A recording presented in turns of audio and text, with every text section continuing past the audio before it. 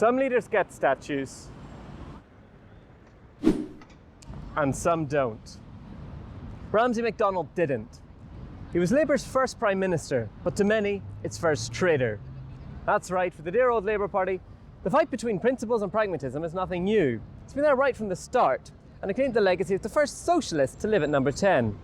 So why not join us as we look at British politics in the turbulent 1920s and learn about the downfall of a Labour leader who could have been a hero to the left, but instead languishes in the dustbin of low-view politics videos on YouTube. Episode 3. Old MacDonald's Lost His Charm. Part 1. Britain's first Labour government. Let's start with the numbers. Each little stick represents an MP returned to the House of Commons after the 1923 general election. The Conservatives have the most, 258 MPs led by Stanley Baldwin. Labour are on second with 191 seats under Ramsay MacDonald, and the Liberals are a close third with 158. Crucially, none of the parties had enough MPs to form a majority government. Eager to stop their old Tory foes from taking power, the Liberals gave Labour their tacit support to form their first government, with the sneaky hope that the Socialists would prove themselves incompetent in office. This meant the Commons looked like this. Labour sits on some fairly empty government benches, or Treasury benches if you're feeling fancy, while the opposition side looks pretty crowded, because whilst the Liberals were propping up Labour, they hadn't entered into a full coalition. But Ramsay MacDonald didn't just have Liberal scheming to contend with, he had to worry about his own party as well. But what precisely were the aims and values of the Labour Party? Well, thankfully, it's all spelt out here in the Labour Party Constitution. In Clause 4, Aims and Values. Yeah, at lunch. The delicious Clause 4, drafted by Fabian and socialist intellectual Sidney Webb, stated that the party would strive to secure for the workers by hand or by brain the full fruits of their industry and the most equitable distribution thereof that may be possible upon the basis of common ownership of the means of production, distribution and exchange, and the best obtainable system of popular administration and control of each industry or service. Stirring stuff. But while it's hardly workers of the world unite, Clause 4 was important to most party members because it enshrined Labour's commitment to nationalise British industries for the benefit of workers. But the Liberals had just collapsed a Conservative government to protect free markets. There was no way that they were going to support a programme of nationalisations. So how would Ramsay MacDonald satisfy both the Liberals propping up his government and his own supporters? He wouldn't. But first, let's get to know this MacDonald kid a little better by going into a MacDonald's montage. Buckle up, folks!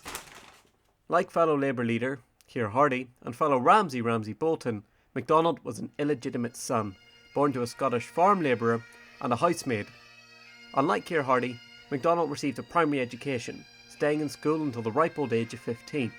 After a short stint in Bristol, he moved to London in 1886, supporting himself with odd jobs like envelope stuffing and using up the modest savings he'd made in Bristol. In 1887 he witnessed Bloody Sunday, a demonstration in Trafalgar Square where Irish nationalists and Social Democrats clashed violently with police, and was moved to write a pamphlet detailing the experience, excitingly entitled Remember Trafalgar Square, Tory Terrorism, in 1887.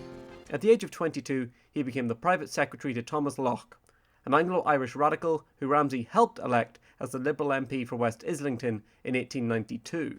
MacDonald saw no contradiction in a socialist working for a Liberal MP, especially a radical one. He wrote, Socialism, the stage which follows liberalism, will retain everything of value in liberalism by virtue of it being the hereditary heir to liberalism. London also proved to be a success personally for Ramsay. In 1896, he married Margaret Ethel Gladstone. Though not an aristocrat, Margaret had enough money that Ramsay was no longer broke, and he moved into an apartment in number 3 Lincoln's Inn Fields. But make no mistake, he was still a socialist. He was deeply involved in various left-wing societies, and, along with Keir Hardie, was instrumental in founding the Independent Labour Party when he was only 33 years old. He was 39 before he was actually elected as an MP in 1906, under an electoral pact with the Liberals that he himself had negotiated. As an MP, MacDonald's most notable stance was his opposition to war. He opposed the First World War from the outset, believing it had been caused by the flawed balance of power system between the European empires, not by naked German aggression. See Blackadder Goes Forth for more detail. When Labour supported the government's request for £100 million worth of war credits, he resigned as leader and was replaced by another Scotsman, Arthur Henderson. His opposition to the war saw him labelled treasonous and unpatriotic, with ridiculously named war supporter Horatio Bottomley attempting to smear him by publicising the illegitimacy of his birth, and accusing him of standing for Parliament under a false name, his father's. They even kicked him out of his golf club, a grim fate for any Scottish politician. His stand against the war cost him a seat in the 1918 general election, but it would benefit him in the long run. In the years after the war, MacDonald's reputation was quickly rehabilitated, and he appeared to many as a man of high principle and a representative of the change Britain was crying out for. In 1922, MacDonald was returned to Parliament representing the Welsh constituency of Aberavon and was swiftly reappointed leader. As Labour leader, he did all he could to show he was no firebrand, even going so far as to wear old-fashioned court dress to contrast himself with the flat-cap Bolsheviks at the other end of the socialist spectrum. With that background in mind, it's perhaps unsurprising that MacDonald accepted the Liberal support, even though it meant dropping Labour's proposed nationalisations, public works programmes and higher taxes in favour of more modest reforms, like building more council houses and raising the school leaving age to 15. MacDonald's biggest change wasn't domestic, but to Britain's foreign policy. MacDonald loathed the Treaty of Versailles, believing it unfairly punished Germany. Hey Michael, what's the Treaty of Versailles? Oh, come on, Alex, everyone knows what the Treaty of Versailles is. It's like the only thing they teach in history these days. That and what hats the Tudors wore. Yeah, but what about our American viewer? Yeah, but won't everyone else lose interest? Not if we combine it with a makeup tutorial. Get me the blusher! Makeup with Michael, Episode 1, The Occupation of the Ruhr. Hey there, fashion casualties. How's this for a haul of mirrors? The key to any makeup look is foundation. Just like the German War Guilt Clause was the foundation of the Treaty of Versailles. The German War Guilt Clause, otherwise known as Article 231, held Germany and the other Central Powers as morally responsible for the war, breaking out in 1914, and we all know how serious breakouts can be. Yuck! As the guilty party, Germany was required to pay reparations for all of the civilian damage during the war, which came to a staggering amount of 12.5 billion American dollars. That's huge! Almost as huge as the amount of foundation it takes to cover up all my disgusting freckles! But, just like covering up all my hideous blemishes, Germany found paying all the reparations impossible, and soon missed multiple repayment windows. In 1923, France lost patience and decided to take direct action. Alright Michaelonians, imagine my eyelid is the Ruhr, Germany's West Industrial heartland, and this Paradise Blues Primark eyeshadow is an occupation force consisting of French and Belgian soldiers. Well, in January 1923, this happened. You want to make sure you apply it evenly all the way to the crease, or in the French Army's case, all the way to the outskirts of Frankfurt. Enter Ramsay MacDonald. For France, Ramsay MacDonald was like that total basic who says that they're your BFF, but's never there to support any of your fierce style decisions, like a dramatic eye crease, or marching on Berlin to impose humiliating surrender terms. MacDonald thought that occupying the Ruhr was a vindictive mistake that would make it harder for Germany to recover economically from the war. In June 1924, MacDonald hosted a conference where he pressurised France to accept a number of concessions, including a gradual withdrawal from the Ruhr. This conference was a success and succeeded in temporarily reducing tensions in Europe. Just like this, makeup will temporarily obscure the fact that I'm a fat, ugly guy!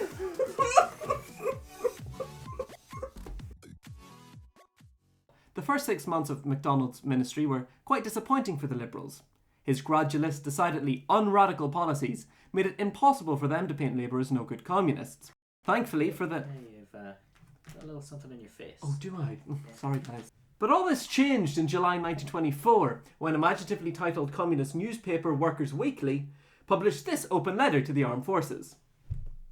Soldiers! Sailors! Airmen! The Communist Party calls upon you to definitely and categorically let it be known that neither in the class war nor a military war will you turn your guns on your fellow workers, but instead will line up with your fellow workers in an attack upon the exploitators and capitalists, and will use your arms on the side of your own class. Refuse to shoot down your fellow workers. Refuse to fight for profits. Turn your weapons on your oppressors.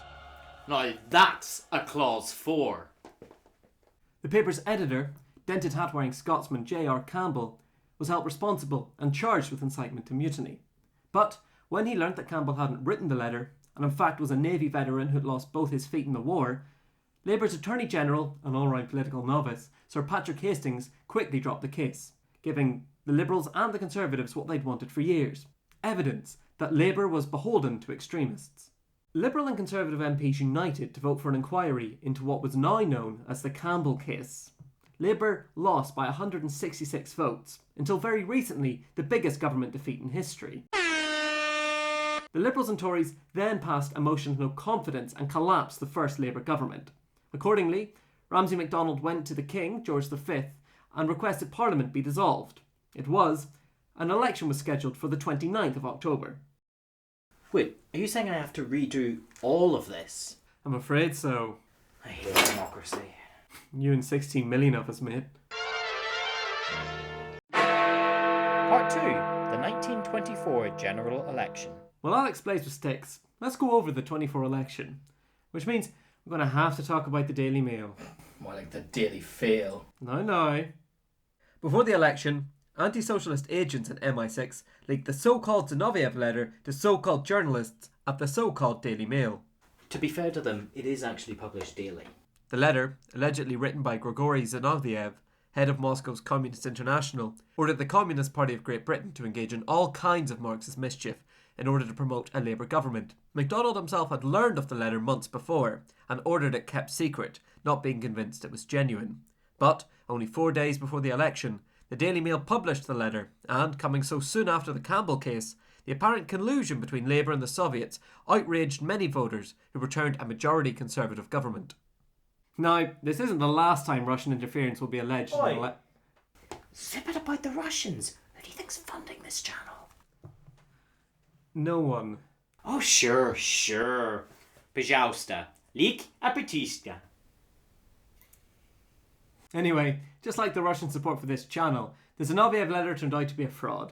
A forgery intended to discredit the Labour Party and return the Tories to power. Up until now, the real author of the letter has been a mystery, with an inquiry in the 90s only narrowing it down to a list of suspected Conservative sympathisers at MI6. However, here, with an elections generally exclusive, we can finally and categorically reveal the identity of the author with... It's okay, don't shoot, we'll keep it quiet. The letter's key impact wasn't to turn people away from Labour, who in fact got 1 million more votes in the 1924 election. Rather, it was to scare former Liberal voters into supporting the Conservatives. The end result was this. The Tories won in a landslide, getting 412 seats. Labour were reduced to 151 seats, and the Liberals were down to a relatively paltry 40 seats. Stanley Baldwin was Prime Minister again for the second time in the decade. But it wouldn't be easy for him. Originally, we had a whole bit here about the 1926 general strike and how the Conservative government dealt with it. But it says here that YouTube videos should be short and about one thing. That can't be right. That's what the book says. With that in mind, we're going to jump right ahead to the 1929 general election and Labour's second go in office. All you need to know about the time in between is that Ramsay MacDonald, who was still leader, opposed the general strike, and that by doing so he made himself and his party appear much more reasonable to moderates. Okay, let's jump back in. Part 4. Ramsay's Great Depression. Labour comes in first with 287 seats, though with fewer actual votes than the Conservatives. The Conservatives get 260 seats, and the Liberals are returned with 59 seats, despite having over 5 million votes in the country. Once again, MacDonald would need support from the Liberals to form an administration. In this do-over government, MacDonald raised the dole, took action against slums, and passed legislation to tackle the low pay and poor conditions that led to the general strike. That sounds like, 2/3 socialism. Maybe, but then everything changed with The Wall Street crash. When you're watching this, it's probably only a few years after or before some great economic calamity, meaning you'll basically know how crashes work. Lots of speculation, followed by a crash in the stock market and no more investment. Well, the Wall Street crash was the mother of them all, and governments had no idea what to do. American banks stopped giving easy credit to anyone with a briefcase and a dream, causing production to contract around the world. By the end of 1930, British exports halved, and unemployment doubled to 2.5 million. But MacDonald's trouble was the same faced by governments around the world. On the one hand, Labour MPs were urging him to spend more money to help those struggling with unemployment. On the other, economic orthodoxy was to preserve the gold standard by balancing the budget through spending cuts. You've already guessed it, he went with the cuts. MacDonald took the proposals to his cabinet, and a narrow majority of 11-9 voted in favour. But the 9 dissenting votes included key Labour figures such as Arthur Henderson, the man who had led the party during the First World War and a key ally. Facing a split that would paralyse his government, on August 24, 1931, MacDonald went to the palace to offer his resignation to the king. Ordinarily, this would trigger a general election, or at the very least a new Prime Minister. But these were not ordinary times. The king observed that there was a cross-party majority in the House of Commons in favour of the proposed cuts, and personally urged MacDonald to stay on as the Prime Minister of a national government composed of MPs from the Conservatives, Liberals and Labour parties. Feeling unable to turn down the King's request, MacDonald agreed to do so, collapsing the Labour government and forming a new national government comprised primarily of Conservative MPs. And that is why Ramsay MacDonald, first Labour Prime Minister, is no hero to the left. As far as the Conservatives were concerned, this was win-win. The country would get a balanced budget and MacDonald would take all the political fallout for the budget cuts. Having lost all hope of bringing the Labour Party into his national government, MacDonald went to the country in a general election. MacDonald campaigned against Labour candidates and won in a landslide. The national government received 554 seats, but 473 of these were Conservative, 68 were Liberal, and only 13 were former Labour supporters. Meanwhile, Labour had suffered its worst ever rout, being reduced to only 52 MPs. In Labour associations across the country, the traitor MacDonald's portrait was turned to face the wall, and it would not be unturned. For his part, his diaries show that he was determined to be more than a Tory tool, but with only 12 supporters he could really call his own, it was a constant fight to be anything more than a figurehead. In foreign policy, MacDonald would have no more great successes, with his pacifism increasingly disconnected from the reality of European politics. Adding to this, in the last years in office, MacDonald's health and memory were failing, robbing him of his rhetorical skill and ability to perform at the dispatch box. After one particularly bad performance at the dispatch box, MacDonald privately remarked, "Would I were Winston Churchill, so I might adequately express my disgust at myself." He retired from public life in 1934, a tragic figure used by his opponents and despised by his old supporters. Well, that's politics for you. Still, it was a sad end to a fascinating career.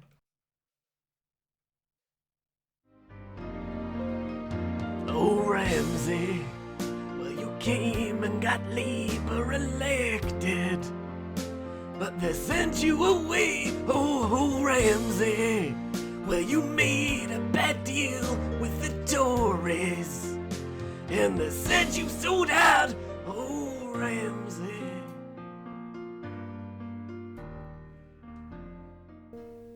Ach, Ramsay, I'll eat it. Well, nothing else for it. This is taking a bit of time. Do you want to use it to talk about all the stuff Ramsay MacDonald did in Palestine?